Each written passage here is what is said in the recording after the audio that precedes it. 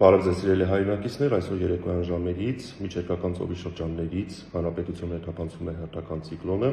այսպիսով այսօր երեկոյան ժամերին եւ հունվարի 13-ի լույս 14-ի գիշերը շրջանների մեծ մասում, հունվարի 13-ի ցերեկը եւ 15-ին հիմնականում հարավային մարզերում սպասվում են տեղումներ այսօր ցերեկային ժամերին Հայաստանի նախալեռնային եւ հովտային գոտիներում հիմնականում կլինեն անձրևի տեսքով, իսկ հունվարի 13-ի լույս 14-ի գիշերը հանրապետության ողջ տարածքում կտեղածություն։